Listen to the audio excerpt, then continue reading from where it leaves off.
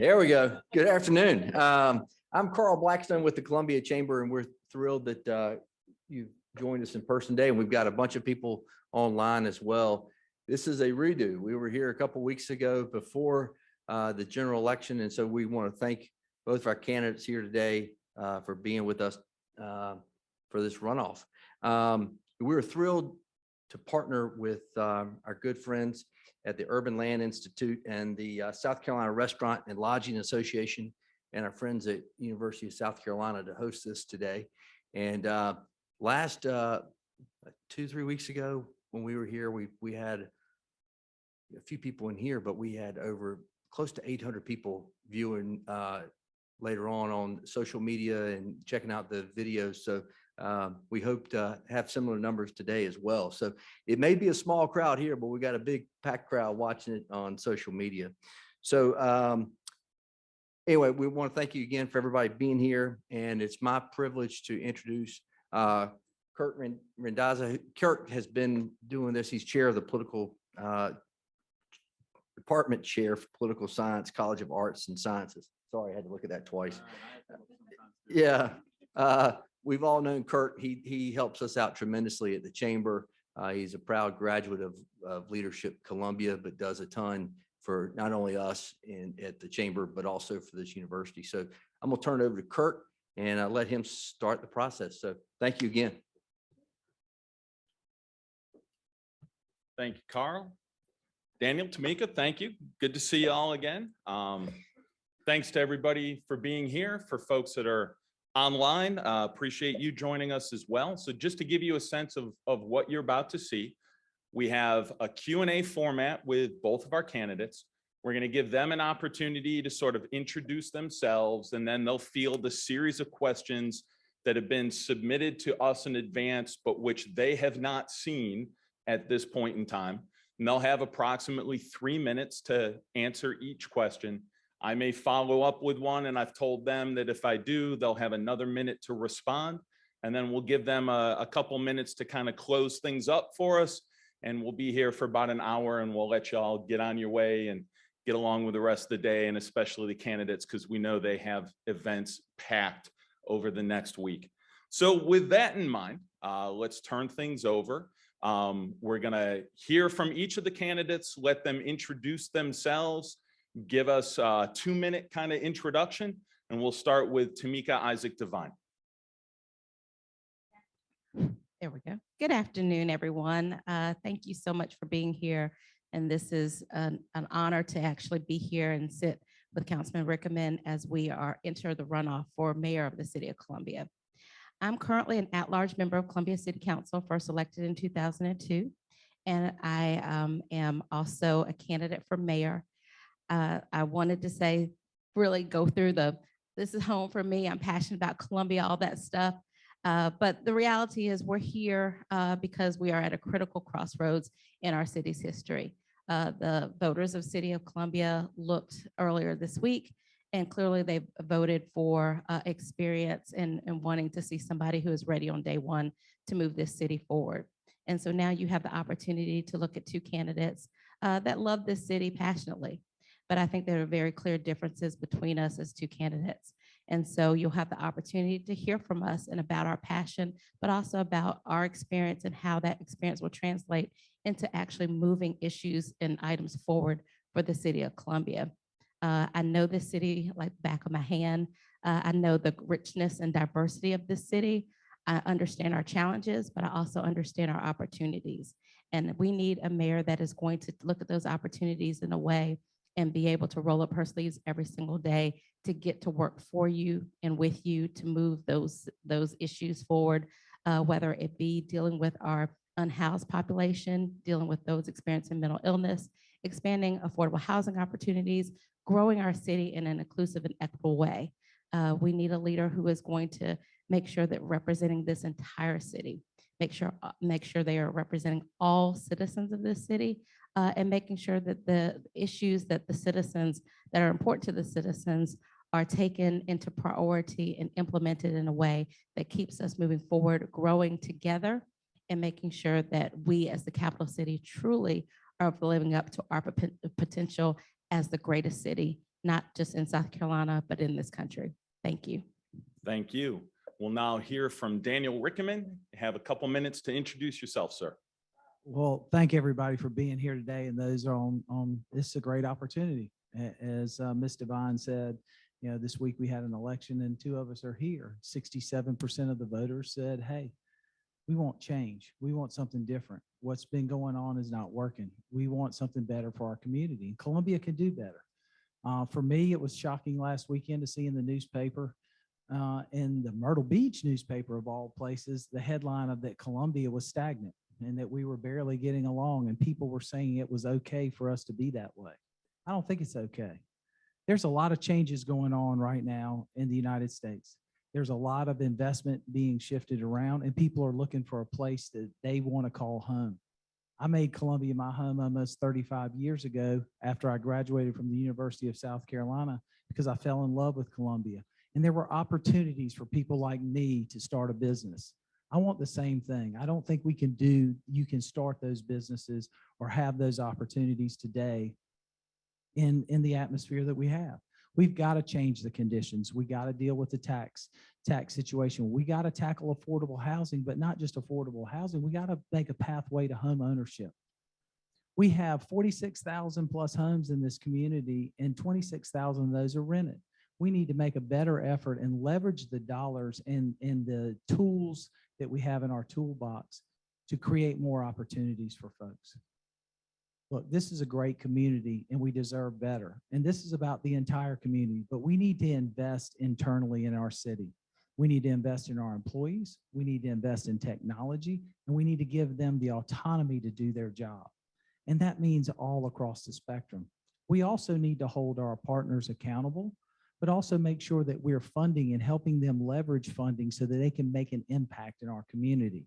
If that's from homelessness, if that's with housing, if that's with security. And she tells me I'm out of time, so we'll get going.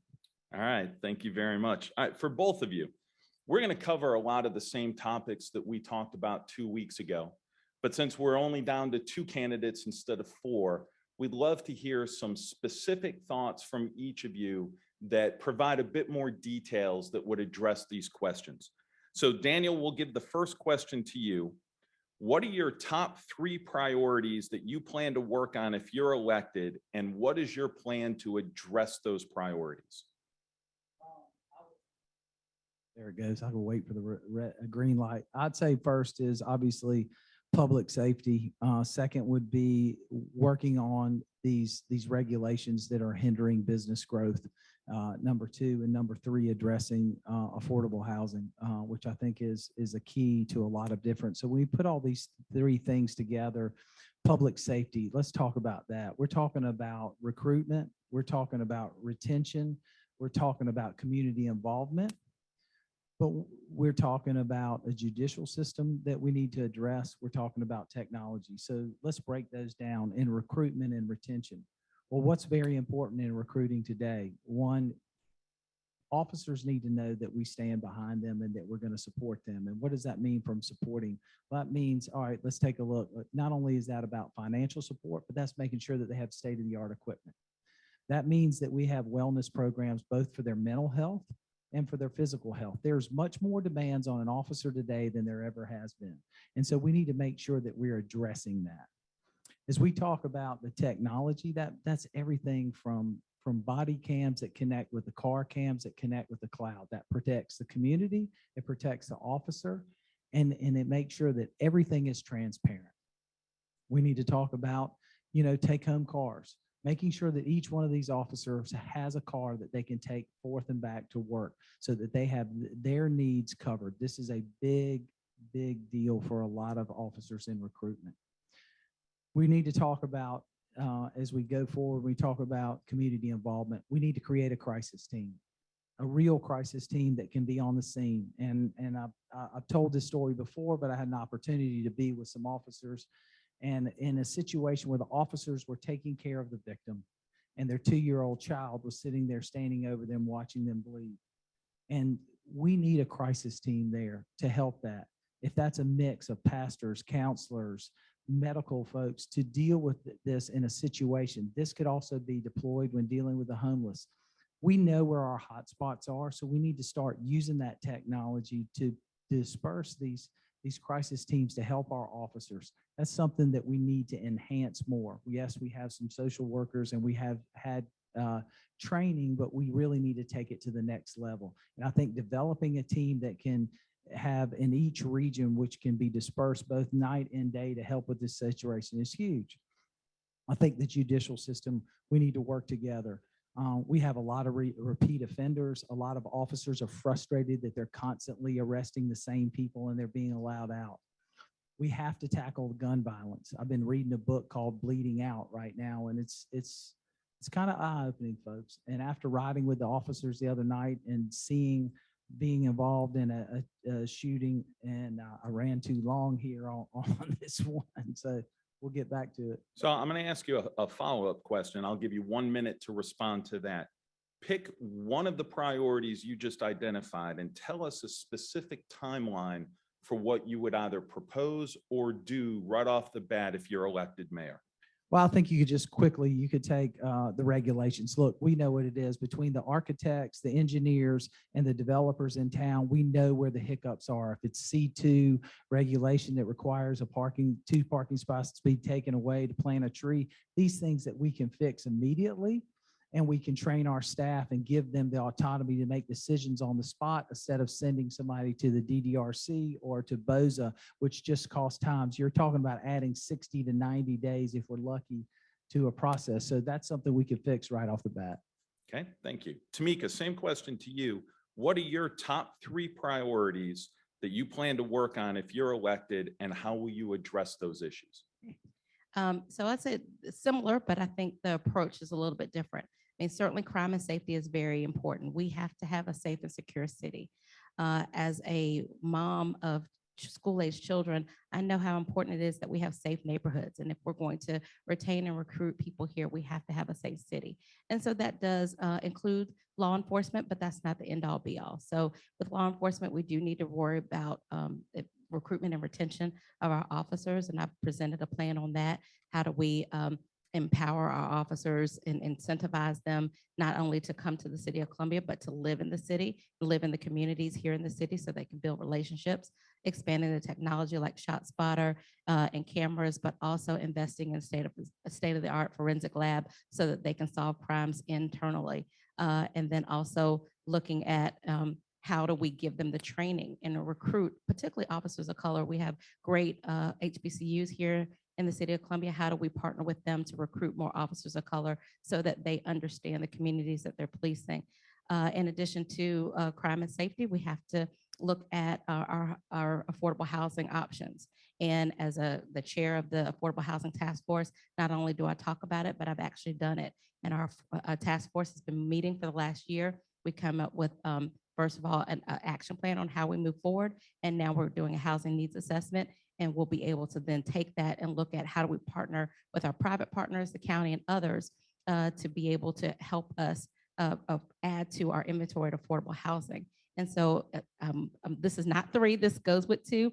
You can't talk about affordable housing if you don't talk about how do we deal with our unhoused population and how do we meet their needs. We have to have a supportive, stable housing for them to go into, and we have to meet their needs, whether it's substance abuse, mental illness, other things like that.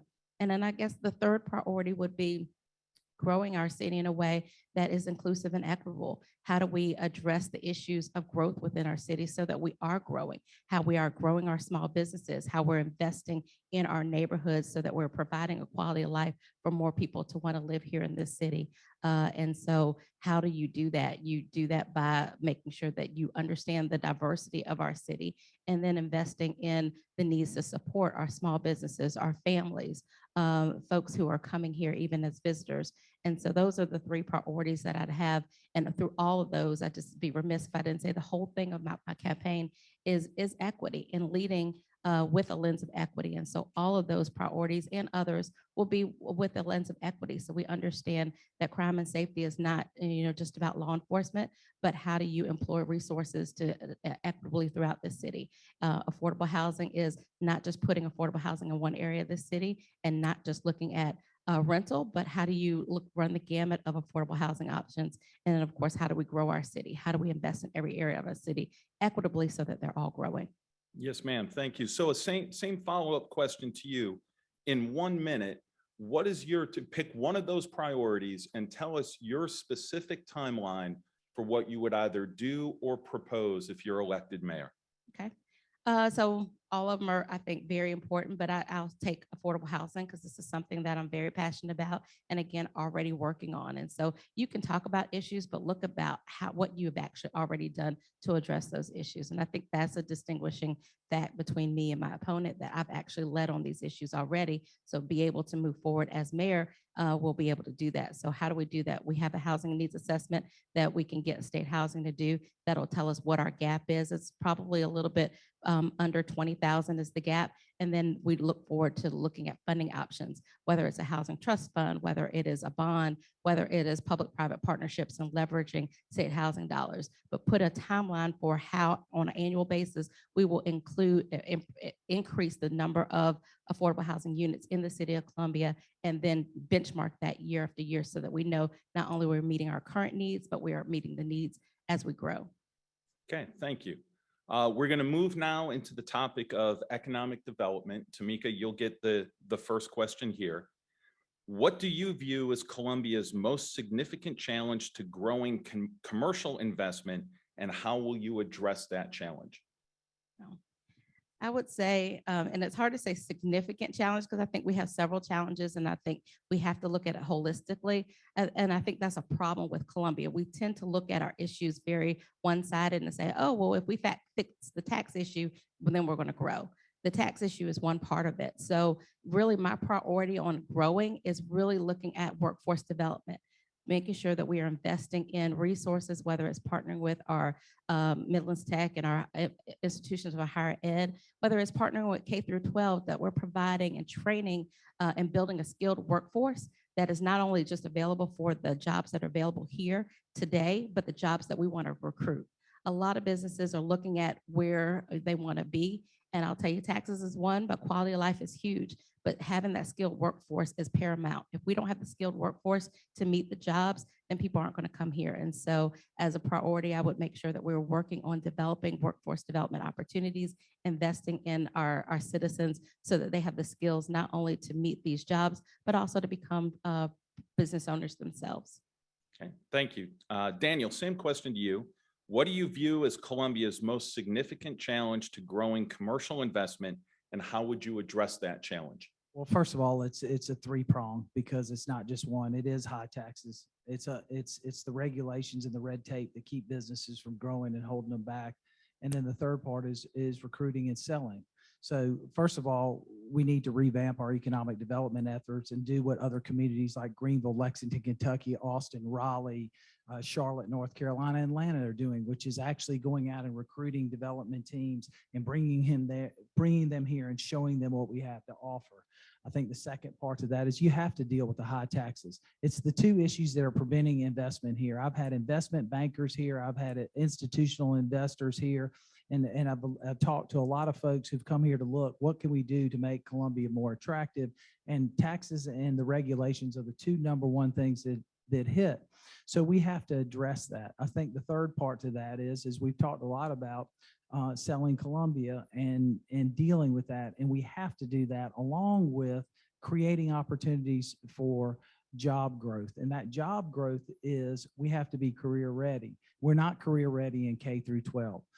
Richland 1 is less than 30% career ready. And so we need to partner with businesses to create opportunities through maybe it's an apprentice program like Powell Electric's doing in Lexington, where they've teamed up with Lexington Technical College, where kids are working part-time, going to school part-time. Their starting salary is $25 an hour. That helps us move the ball forward. These three things or four things really are what we have to attack. But taxes is one that is a very hard issue, and it's going to take us a little bit to deal with this. So we have to either do legislatively and reduce the millage, the owner-occupied rate, and then cap it, and then take the difference in the growth from there and put it in a financial bridge. we need to look at possibly using Act 90 to reduce that, or we need to cap the rates 2 years down the road and build to that and use that financial bridge. There's about 4 or 5 options that we could address that with. But those 3 things or 4 things are really the key effort for us to move forward. Okay, thank you. The next question, Daniel, we'll let you start with this. The city has invested considerable funds for projects such as Bull Street and the River Alliance. How would you rate the return on investment for these projects? And what would you do differently or in a similar fashion for each or both of those projects? I think both projects are long-term projects, but we need to finish them. And this is one of the things, as I mentioned earlier, about having institutional investors here looking around. All of them said the same thing. There's so many unfinished projects here. The connectivity is not here. So when we talk about the riverfront and its connectivity to our neighborhoods and connecting it to Bull Street and connecting it to downtown, there's just lots of points and pockets that aren't finished. Those are very important to put forward. The return on that's going to be huge because that's what people are looking for. That is an asset that businesses and residents are looking for. We talk about Bull Street. We missed some opportunities in Bull Street. This is a long-term project, and some of us aren't really happy where we are in year 8 of it. But it's always been a long-term project, but it's $100 million in investment. And I think what we have to do is, we have to continue to support it, encourage it, because we are invested in it. I think we, as a learning tool from it in the future, we would negotiate a much better development deal that had a lot more goals and achievement points before we put any more money in. And I think that was one of the things that struggled, because we are, for $100 million right now, we're only collecting about $250,000 worth of property tax. The majority of the projects that are coming out of the ground now aren't going to generate any property tax, which is what we based a lot of it. So we really got to hope that we can work with the development team to attract more businesses in there.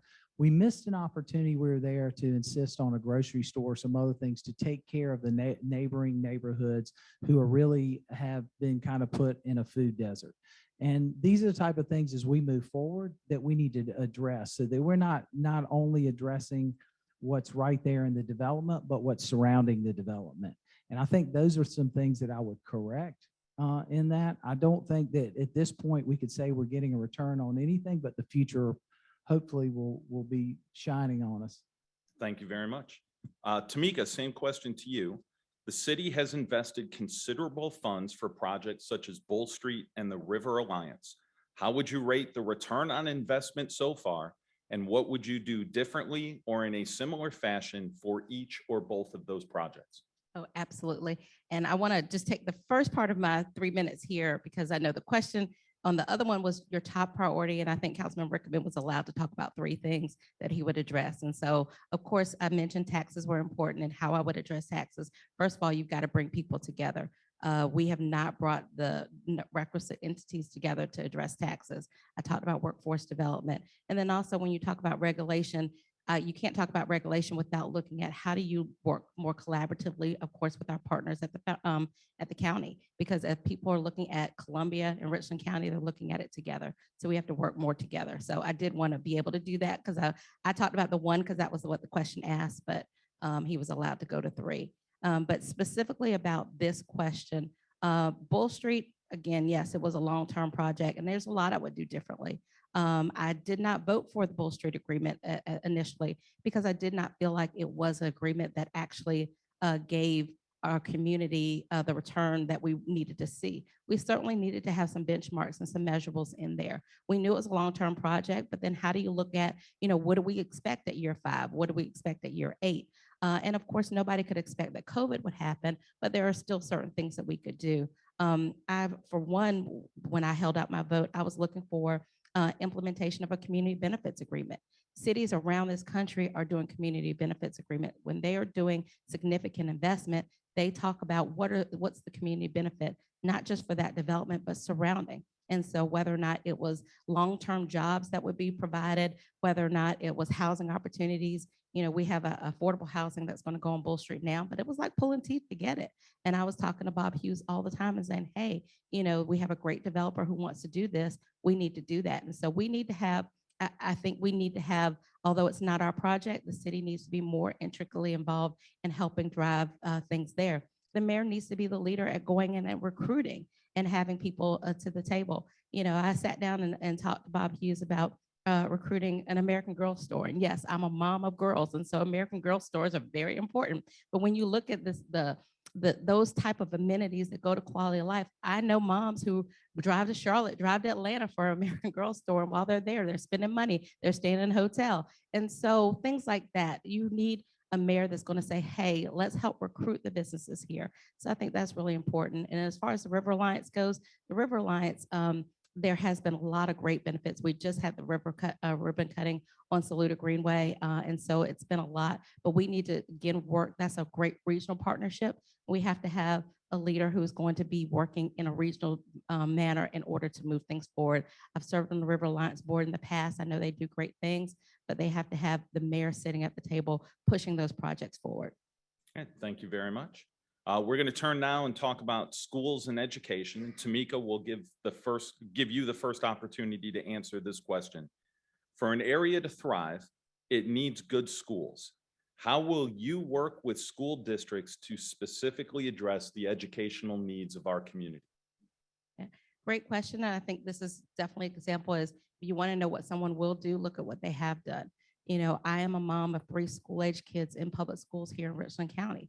I understand the importance of having strong schools and having the resources necessary for our families and our kids to thrive. And so many years ago, we talked about the literacy rate and how are we going to help support our schools. And so I started our partnership. It's now at about 15 years. Together We Can Read, where several of you in here have participated with us, where we go into the schools on an annual basis. Not only do we read to the children, but we give them their own book. All the books have some kind of South Carolina connection. What that does is, number one, it builds literacy. It helps build libraries in some households that don't have any books in there. And then it also gives kids a sense of pride in their city and their state because they're reading about an author who is, grew up here, or the adventure that is our amenity here. And so it's a great opportunity.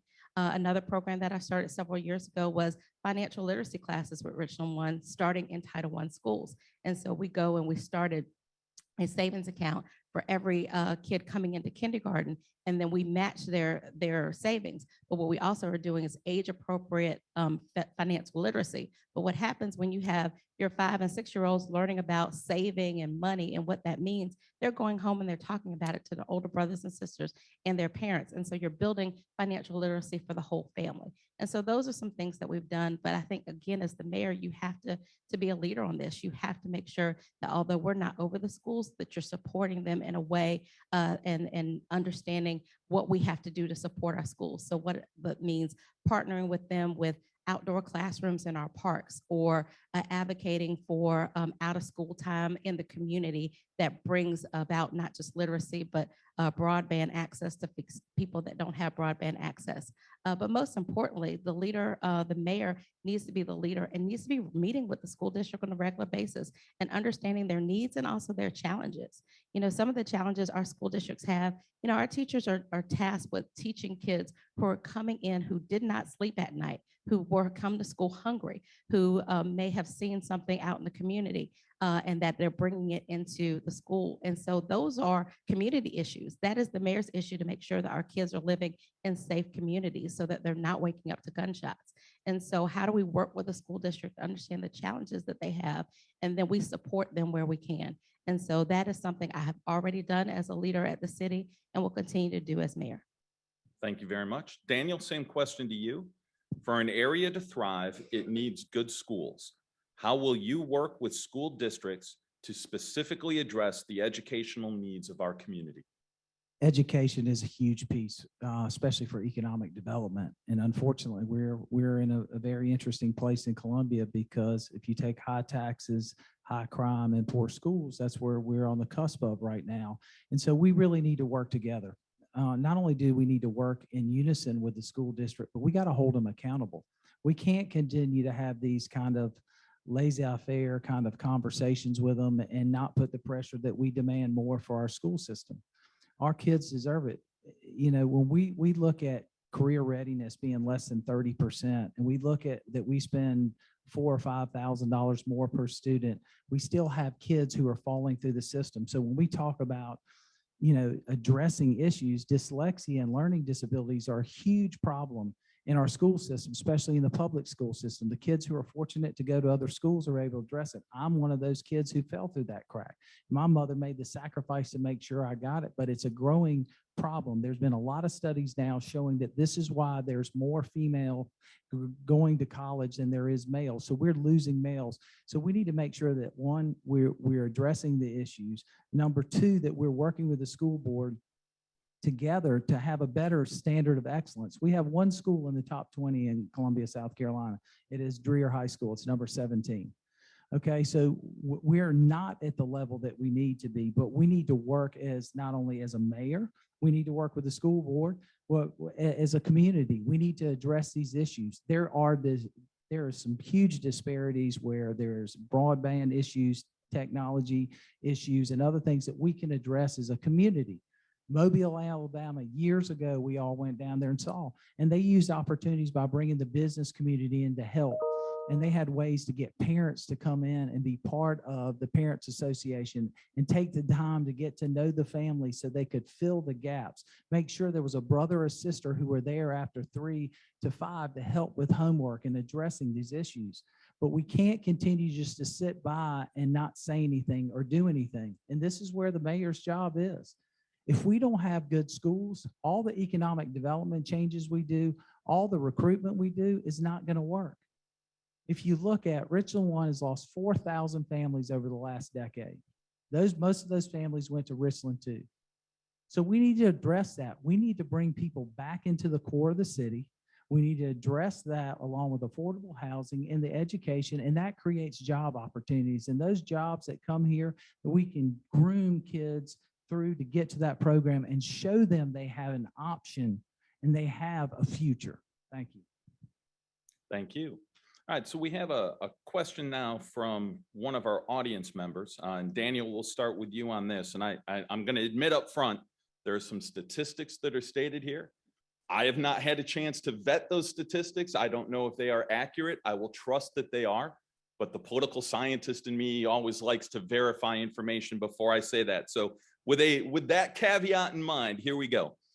According to the most recent federal census information, in the last 10 years, Charleston has grown 21%, Greenville has grown 18%, and Columbia has grown less than 2%. The question is, why has Columbia failed in its growth, especially compared to these other cities? And what will you do as mayor to turn things around for the city? That's a great question. And I think those numbers are close. I thought we were a little closer to maybe a little higher than 2%, but that sounds about right. Part of it is we need to sell Columbia. We've talked about the hurdles that are on way, taxes, red tape, affordable housing, schools. We need to address all these, but at the same time, we need to sell Columbia. And we haven't sold Columbia. We missed some great opportunities over the last decade for Columbia to be really, really sold to the community. Because one thing I love about Columbia, we have a great quality of life. We have incredible people here. But we've had so much government control that we need to get out of the way as government. We need to encourage collaboration. We need to encourage people to be here to invest. And the only way they can invest is if we take the hurdles out of the way and we show them a pathway that, hey, here we have this beautiful place that you can invest in, and you have the ability to do it without a lot of red tape. So as we address that and we look at it, if we look at our competing growth, Lexington has grown over the years because of the hindrances here in Columbia. West Columbia, our partner across the street, has grown tremendously over the 5 years and has taken advantage of the economic boom that's been going on, especially in the real estate. So if you look at these peer cities you talked about, all of that has been driven by attracting businesses and making it easy for them to do business. And it goes back to what I was saying earlier about training or investing in our community, our city, investing in our employees and giving them the autonomy to do it. West Columbia does an incredible job about it. If you have an issue, the zoning administrator, the planning administrator, the landscaper director can make a decision on the spot. Each case that comes before them is different and they're able to address it. As we continue to talk about marketing, we have not really marketed Columbia. We have not sold Columbia to the outside world. And every time somebody comes here, they're like, God, this place is unbelievable. Why aren't y'all telling the story? But just like when I had the institutional investors here, there was a lot of things they brought to my attention. We rode around town for 2.5 hours and they said, why is your community not connected? Why do you have 4 lanes on Marion Street? How are you connecting these neighborhoods? They went down North Main and said, this could be one of the most incredible revitalization projects that would mirror Howell Mill Road in Atlanta, Tampa, Fort Worth, South Boulevard in Charlotte, but it's too wide. You need a median that has growth in it. You need to have 2 lanes instead of 4 lanes and parallel parking so you connect 2 historic, beautiful neighborhoods together. These are opportunities that are here and simple for us to attack. Thank you. Tamika, same question to you with the same caveats in mind. According to the most recent federal census information, in the last 10 years, Charleston has grown 21%, Greenville has grown 18%, and Columbia less than 2%. The question is, why has Columbia failed in its growth, especially compared to these other cities? And what will you do as mayor to turn things around for the city? Thank you, and great question. And I would say there's several reasons, and I think we have to look at also where we are in our city and the quality of life. And so, Councilman Rickeman mentioned 4,000 students that have left Richland 1 in the last 10 years.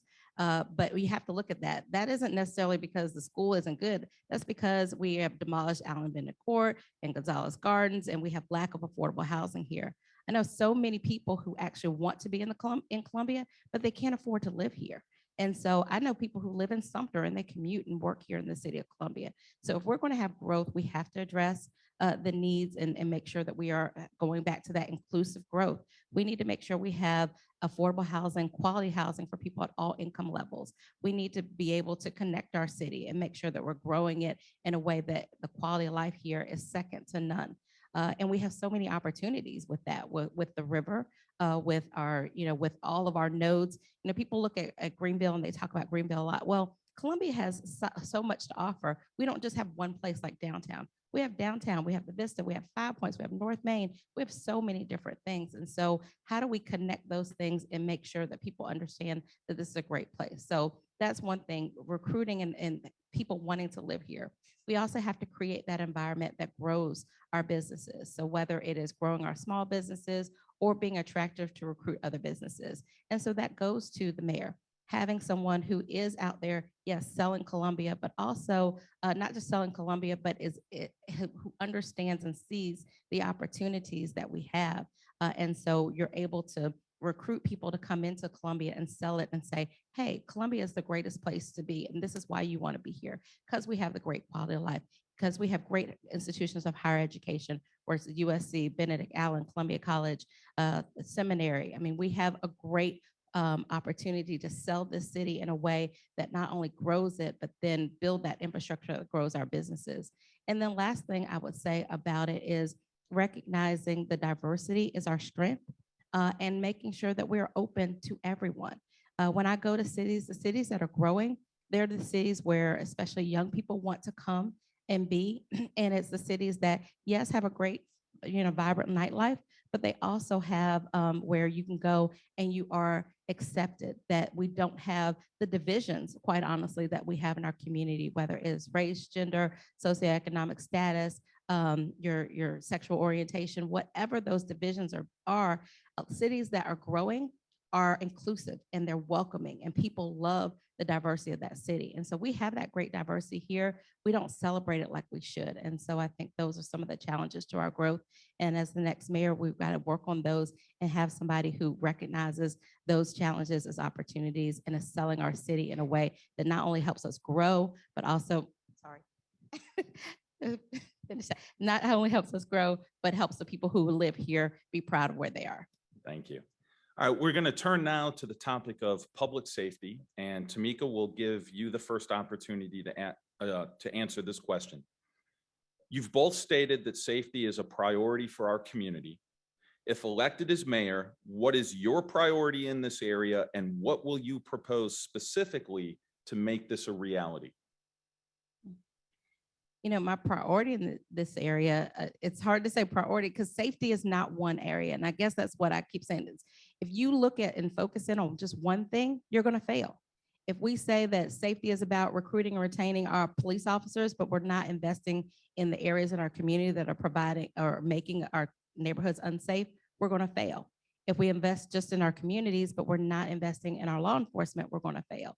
So all due respect to the question, I think you can't say just one thing. The priority is making sure that we have a safe community, and that involves understanding that law enforcement has its role, and we as a city have to invest in law enforcement at a level that we haven't yet to make sure that we have the tools necessary to be the best police force in the country. But in addition to that, we need partners. We need partners with our law enforcement. You know, last week or 2 weeks ago, we finally solved the crime of the murder of Knowledge Sims. When Knowledge was shot and killed a year ago, we knew that people knew information in the community, but nobody would give information. Part of that is because people felt unsafe. Part of that is because there were not the relationships in the community with law enforcement. So we've got to rely upon our community. So our community has to have feel that camaraderie with our police department and build that. And then also we have got to understand that law enforcement and the community are also parts of it. And then the other part is taking ownership of where there are problems. And so that is investing our dollars wisely, whether it's gun violence prevention, which I met with some parents the other day about gun violence prevention and what they felt needed to happen. We have to be able to have a mayor who can legislate for good legislation in order for us to give our law enforcement the tools to keep our community safe. So I think it's looking at the whole thing and looking at all of our problems holistically and having a mayor who understands these issues. As a former prosecutor, I understand crime and safety very well. I know what our law enforcement needs, and I know that it can't be all about what the city is doing, but it's got to be partnering with other people to make our community safe so that people feel safe in their homes. Thank you. Daniel, same question to you. You've both stated safety is a priority for our community. If elected, what is your priority in this area and what will you propose specifically to make this a reality? Well, I have to agree with Councilwoman Devine. There is not one in public safety because we've talked a lot already about recruitment and retention, community involvement and community investment. Public safety is more than just officers and crisis teams. It's about community involvement. And it is also very around lighting, sidewalks, roads that are straight, communities that are revitalized. We have options at our fingertips that we haven't taken advantage of, like the Choice Neighborhood Grant, where we can do a planning grant for a whole area we can get up to $2.5 million. Well, we take that grant, then that allows you to have an implementation grant, which is worth up to $35 million, which you could leverage with an institutional investor. So you're talking about $100 to $150 million worth of equity brought into a community. You talk about making a community safe and revitalizing. This is what we have to do with this type of money. We haven't leveraged and used a lot of our resources to its best. So when we talk about public safety, we have to look at it holistically across the bound. It is not just about enforcement. We have to have that roundtable discussion. We got to fix the fabric in our community. And the example I talked about earlier when I was on that police call with the officers, and the neighbors were just standing around looking at this woman bleeding while her 2-year-old son's there. Nobody even knew the woman's last name. That's not the way it's supposed to be. That's not what our communities be. So we need to have a lot more dialogue and working together and building up the trust. Trust is a key factor in law enforcement. When I'm mayor, I'm going to be walking around with an application in my pocket. Anytime somebody says they want to make a change in their neighborhood and they want to think, I'm going to ask them to become an officer in that neighborhood. If they have that relationship and that trust in that neighborhood, they can do more than we ever can do by recruiting somebody from out of town. That's the kind of stuff that we need to be talking about. Being creative, having discussions in neighborhoods with neighbors at a table, and really building up a repertoire with these folks that we can sit down and have frank conversations. Let's start with the three things we agree with, and then let's talk about the hard challenges. But we got challenges throughout our communities. Every community in this town, it doesn't matter what neighborhood you've been in, everybody says the same thing. Crime and safety are the biggest hurdles and the biggest things that they want us to address. I don't care if you're in North Columbia, South Columbia, if you're all the way out at Chestnut Hill or you're out at Wood Creek, it's always the same conversation. But it's not all centered around law enforcement. It's about getting people involved in their neighborhood, and that's part of our role. Thank you. Thank you. All right, we're going to take another question from a member of the audience, and Daniel, we'll let you start with the answer to this question. How will you make changes to the zoning ordinance so that affordable as well as integrated housing can be developed in the city to ensure safe, decent housing is equally available to all citizens, and specifically not including student housing? Students are important. They're a big economic factor, but as we talk about zoning, one of the things that I think that we really got to talk about is density. And we got to talk about zoning in areas so that people can take odd shaped properties or other places that we technically have not in advance let higher density go, which lowers the cost. Also think as we move forward, we went years ago, we saw projects that the Crosland Company did in Charlotte, and they had mixed income throughout the entire projects. You did not know if somebody there was in a Section 8 housing or if they were 80% medium income housing or if they were paying market rent. All the units looked the same from the outside, and they were scattered throughout the project, through the whole developments together. We need to look at, as we do this, as developers come to us, until we change the tax code, they're going to ask for a discount. This is our opportunity to do two things.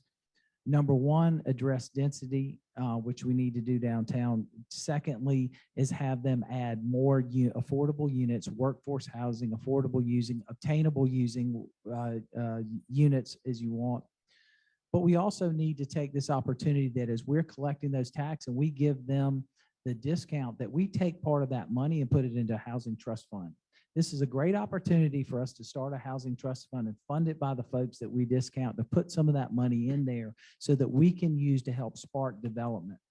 I think as we look at the city as a whole, we need to make sure that affordable housing is available in every district. It cannot be concentrated in one area, and it doesn't need to be pushed to the outskirts. It needs to be downtown where people are available to get the services, get to work and at their school or where their support system is. And I think by addressing those right up front, as you remember, for years in downtown Columbia, we inhibited vertical growth. We did not want 12-story or a 20-story. We have an opportunity now where that's important. People want to live downtown. We have a great downtown. It's constantly growing, but we can't just talk about housing for affordable housing and workforce, but we got to talk about senior housing. We have a growing population of folks that can no longer or want to no longer live in their housing. So we need some aging in places and other things downtown where people can be part of it, where they can walk to the park, to the grocery store, to the bank, to the dry cleaner, and to the restaurants.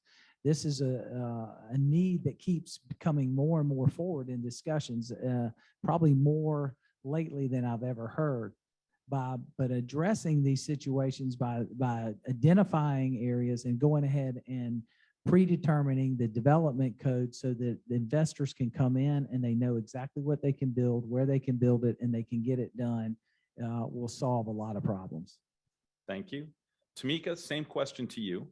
How will you make changes to the zoning ordinance so that affordable as well as integrated housing can be developed in the city to ensure safe, decent housing is equally available to all citizens, but not including student housing?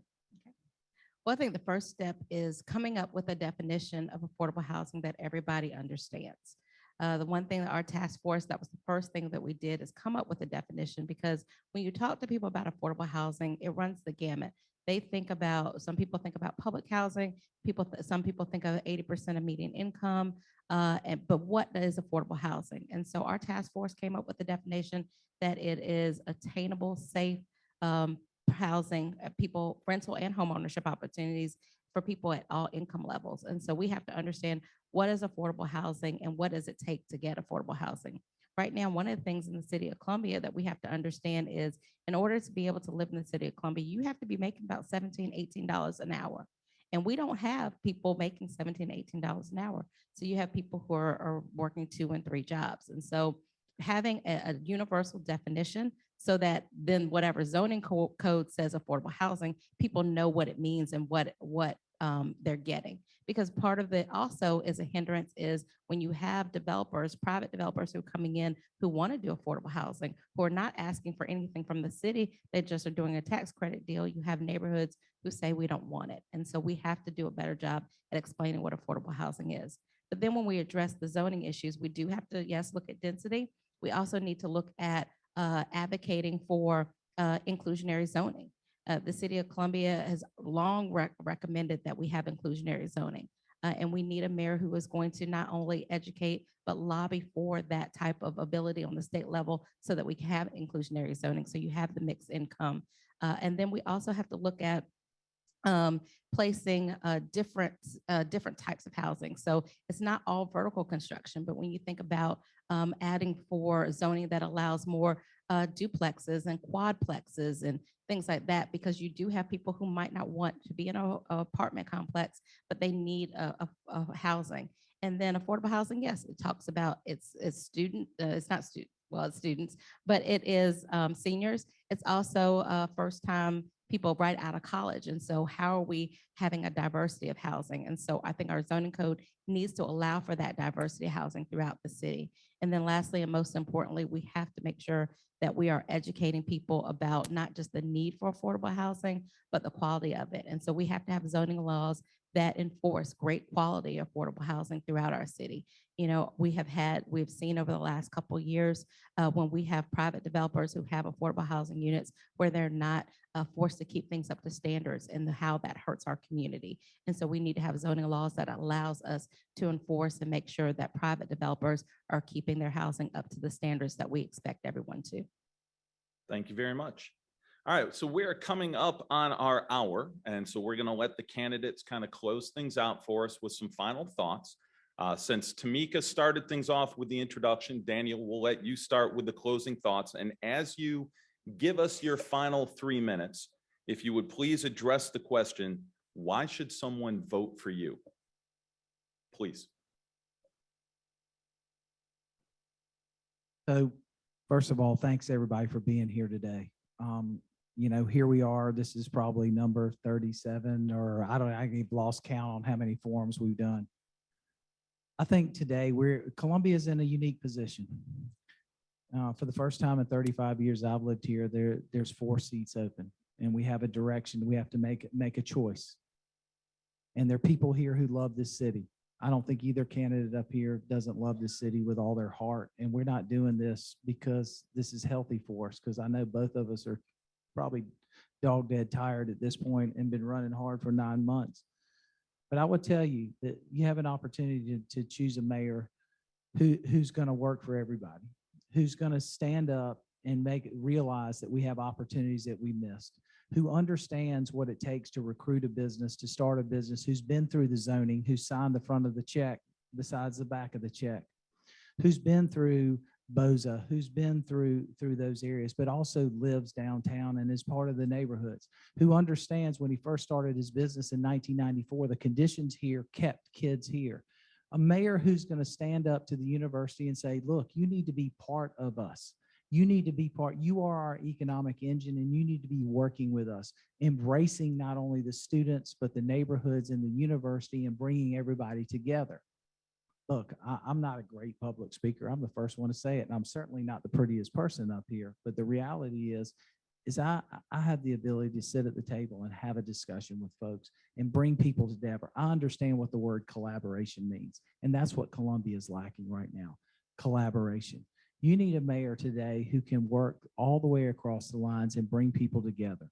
We have seen areas of town that have been neglected for a lifetime, and now we're looking for. My whole platform for day one has been invest in Columbia. Invest in Columbia first and foremost. I don't really care what's going on in Washington. I don't care what goes on anywhere else. I care what happens here in our community. And we have opportunities, but if we don't finish projects, we don't invest in our community, in our city, in our staff, we're not going to move forward, folks. We need to be able to have that hard conversation, if it's with the school district, if it's with the university, or any other folks, that the reality is we can no longer go like we're going. Columbia deserves better. And I think I'm the better choice for this because I understand all aspects of this city. I have worked in this city. I've had the opportunity to be here both as a business owner, as a father, as a real estate investor, as a Sunday school teacher, and a council member. I could list about 5 other jobs because I'm a serial entrepreneur and I can't help myself. But the reality is Columbia deserves better. And I think I'm that person to deliver that. Thank you. Tamika, same opportunity for you in your closing 3 minutes. Please tell us, why should someone vote for you? Thank you so much. Thank you all for being here. Thank you to Councilman Rickeman. We're at the end of this journey, and Councilman Rickeman and our relationship goes back as long as we've both been serving. And so I don't question anybody's passion and love for this city. We both deeply love this city. But what I do think is that you do have 2 distinct choices. You have the ability to elect a mayor. Actually, and when he was talking about some of the attributes, I was like, well, that's me. When you think about someone who loves the city, someone who's a small business owner in this city. I'm a small business owner in the city. Someone who has been part of not only being here and employing people, but also being the hardworking small business owner where I'm taking out the trash, I'm dealing with the city and regulations. I'm also picking up outside my office when the unhoused folks have decided to sleep around there. So I understand the challenges of small business owners. I'm also a mom of children here in public schools here in South Carolina and in the city of Columbia. And so I understand how we need to certainly strengthen our relationship with the education system, but how we also need to make sure that our education system is supporting families so that they can thrive. I have served as a member of city council and not only moving forward with providing ideas, but I've implemented those ideas. And so when you look at someone who has actually said, hey, yeah, we've gone to Mobile and we've seen the things that they're doing, but who has come back and actually implemented a program that we saw in Mobile? Who has started a homeless court that is dealing with the issues instead of just admiring the problem of how, yes, we have a homeless issue, but really saying, what can we do better? And then implementing that and keeping that going. And so when you look at the candidates, again, we both love this city. We have both bring unique things. But we are at a crossroads here at the city. We are at an opportunity that we have 3 new members of city council. We also are at a place where we have unprecedented federal investment that will be coming to our city. And we need someone who can, yes, represent all citizens of this city.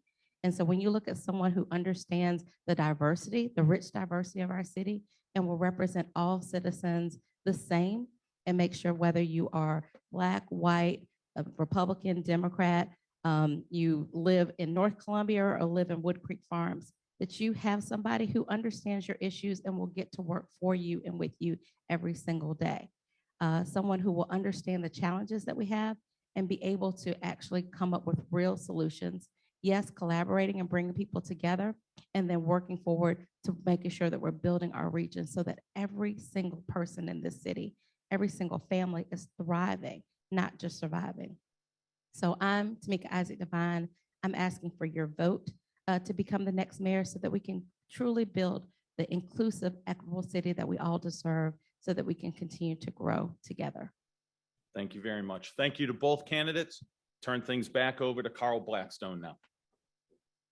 Great. Thank you so much, Kirk. Really appreciate your help here.